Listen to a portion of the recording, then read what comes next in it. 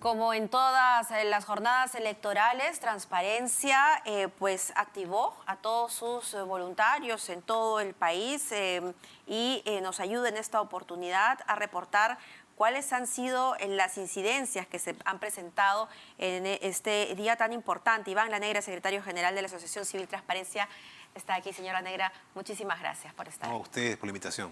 Cuéntenos, por favor, para empezar, cuéntenos sobre la logística, Sí. ¿no?, que tiene Transparencia en este tipo de eventos electorales. Bueno, gracias al apoyo invalorable de voluntarias, voluntarios en todo el país, podemos movilizar pues gente en todos los departamentos del Perú.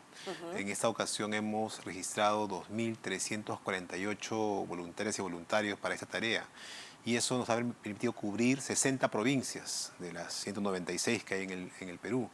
Y además nos permite tener un detalle de lo que ocurre en los centros de votación, desde el momento en que empieza pues, la instalación de las mesas hasta el escrutinio. O sea, es un proceso larguísimo que además dividimos en turnos para permitirle a las personas pues, hacer un trabajo relativamente tranquilo, ¿no?, durante el largo de la jornada electoral. Y en términos generales, en comparación con otras elecciones, antes de entrar al detalle, ¿esta ha sido una jornada tranquila? ¿Han habido eventos, digamos, aislados o ha estado algo convulsionado? No, ha sido muy similar a otras elecciones subnacionales, es decir, hay siempre incidencias. Hemos tenido en el pasado algunos hechos de violencia, ahora ha habido menos, ¿no? Un par de casos que conocemos, pero en realidad ha sido mucho mejor, digamos, el tema de la tranquilidad que en otras elecciones. Y como digo, siempre hay pequeñas cosas, ¿no?, que suceden a lo largo de la elección, pero que no afectan la legitimidad del proceso. ¿Qué observaron en esta oportunidad? Bueno, una de las cosas que, para empezar, ocurrió, ¿no?, es que la instalación de las mesas, como suele ocurrir últimamente, demora, ¿no? O sea, es decir, entre el momento en que empezamos a ver la instalación de la mesa hasta que ya se logra el 100% pasan horas, ¿no? Y eso a veces genera molestias en las personas que llegan a votar y no encuentran las mesas. Luego siempre hay alguna persona que, estando en el centro de votación, en la fila para la mesa, se niega a ser parte de la mesa cuando faltan algunos de los titulares o suplentes que están previamente pues, establecidos, deben de cumplir esta función. Luego, otra cosa que suele ocurrir es que tenemos personeros y hay una cobertura bastante amplia de personeros. Hemos visto que los partidos han hecho un esfuerzo por tener personeros, pero el problema es que muchas veces no los capacitan adecuadamente, entonces no conocen perfectamente sus funciones, sus responsabilidades, eso genera algunas dificultades, algunas molestias. Luego, el propio equipo, ¿no?, de las instituciones electorales, como entenderá, son pues miles que se tienen que movilizar en todo el Perú para el trabajo. No todos tienen el mismo nivel de capacitación, entonces ahí también se producen a veces algunas dificultades. Cuando hay dudas y preguntas y no hay nadie quien las absuelva. Exactamente, o la persona tiene una idea equivocada respecto de cómo resolver algún tipo de situación, que siempre pues, ocurren, ¿no?, en este tipo de procesos.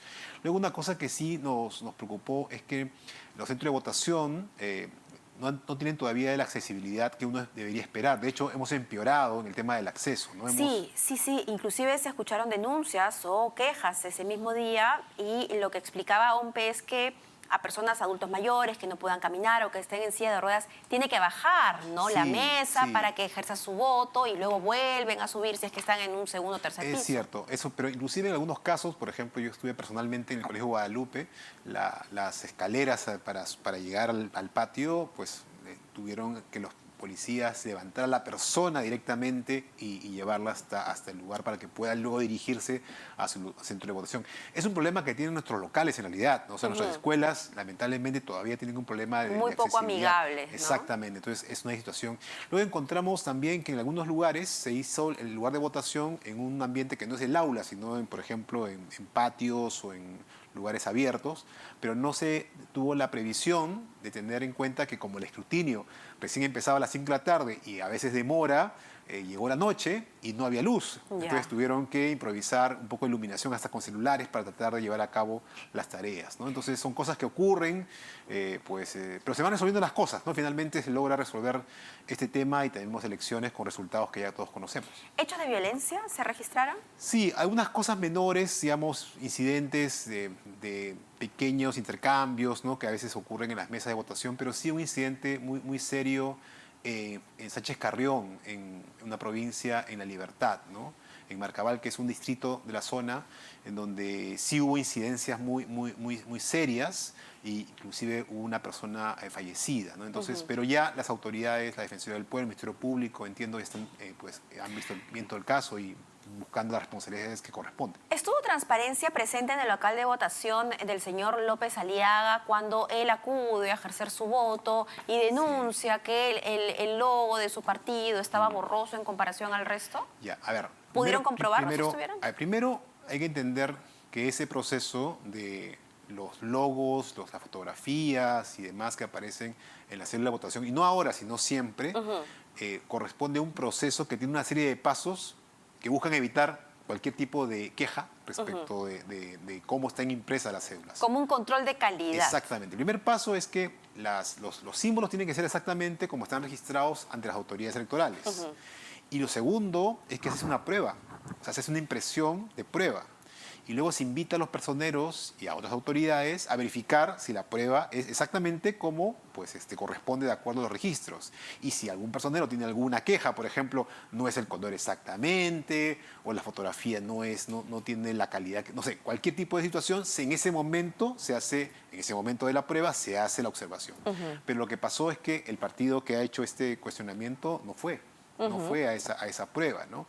Entonces, claro, es un tema que esperemos, ¿no? Todos los partidos, todos los que ahora van a ir a elecciones en algún tiempo, pues aprendan que es importante estar en cada una de esas etapas para evitar cualquier tipo de problema más adelante. Pero mi pregunta era si algún voluntario de transparencia logró ver la cédula, ¿no? Y que efectivamente estaba borrosa, o es que sucedía en todas las cédulas, porque ahora lo que se argumenta es que el color celeste era como muy bajito, ¿no? No, sí, no, las células, bueno, a pesar yo he ido a votar también, entonces efectivamente el color celeste sobre cualquier tipo digamos, de superficie de color blanca, claro, se ve menos digamos, normalmente tienen menos intensidad que otros colores a los cuales uno compara, ¿no? Entonces es una situación más bien casi gráfica más que un problema realmente que pudiera afectar la votación. Un marquetero diría hay que intensificar ese color. Por ejemplo, y eso es muy sencillo, se va al registro del Jurado Nacional de Elecciones, mostrando todos los logos y dice, mira, acá queremos hacer un cambio en la intensidad de los colores y ya está. Ahora, durante todo este proceso electoral hemos visto cosas que nos han dejado con una sensación de caos o de desorden, ¿no? El hecho de que en el camino se hayan bajado varias listas, ya sea porque hay demasiada burocracia de parte del Jurado Nacional de Elecciones o porque no se lograban organizar bien los diferentes candidatos dentro de las organizaciones políticas. Eso sin duda afecta también, golpea un poco a la democracia porque evita que tengamos discusiones y planteamientos alternativos. Quizás si algunos candidatos hubiesen llegado a la elección, pues otro hubiese sido el resultado, ¿no? Sí, tres cosas que además nos deben llevar a reformas, ¿no? Primero, tenemos que simplificar el sistema de inscripción de los partidos. O sea, eso es un tema muy engorroso, son demasiadas cuestiones que tienen que pues, cumplir los partidos y terminas que por formalidades excluyes a partidos de competencia, ¿no? Entonces, ese es un problema que no puede repetirse porque en una elección presidencial, por ejemplo, eliminar toda una lista congresal por formalidades es claramente excesivo. ¿Qué ha pasado, no? Entonces, pero las autoridades, claro, dicen, es la ley, o sea, es la norma. Ley es la ley. La ley es la ley.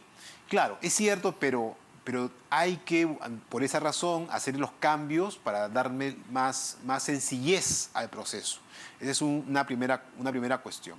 Lo segundo es que tiene que haber criterios uniformes al momento de aplicar estas normas, porque esa es una cosa que sí, más allá de que la ley sea mala, por lo menos debería haber cierta certidumbre respecto de que se va a aplicar de la misma manera la regla para todos. Esa es una segunda cuestión.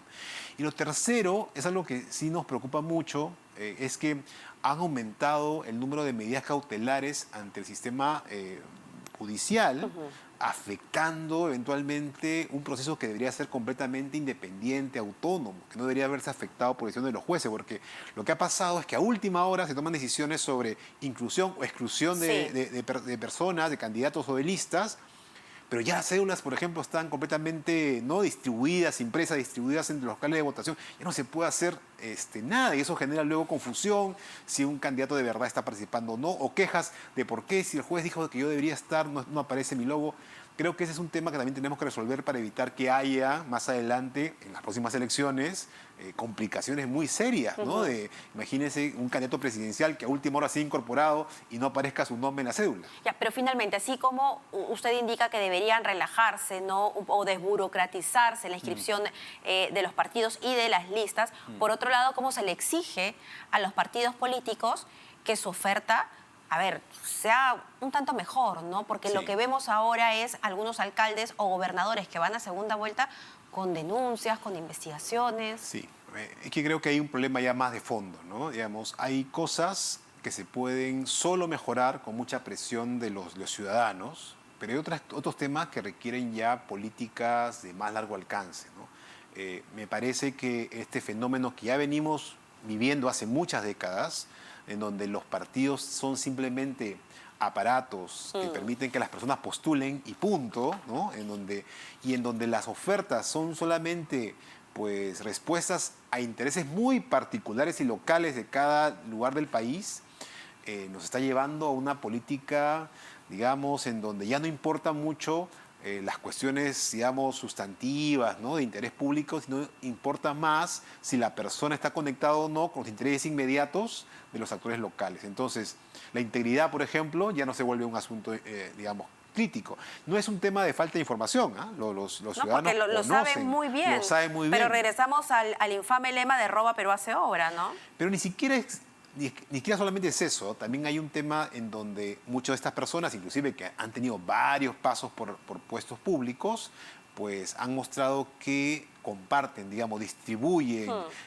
digamos, dan oportunidades de diversa naturaleza a actores y sienten que ese tipo de oferta responde a intereses inmediatos, ¿no? Por ejemplo, si yo soy una persona que hace minería, digamos, de pequeña escala, en la informalidad, por ejemplo, una autoridad que dice que va a apoyar eso, claro, evidentemente va a generar mi apoyo también. Muy bien, Iván La Negra, secretario general de Transparencia, estuvo con nosotros. Muchísimas gracias. A usted, hasta pronto. Nosotros hacemos una pausa y regresamos con más en Las Cosas Como Son.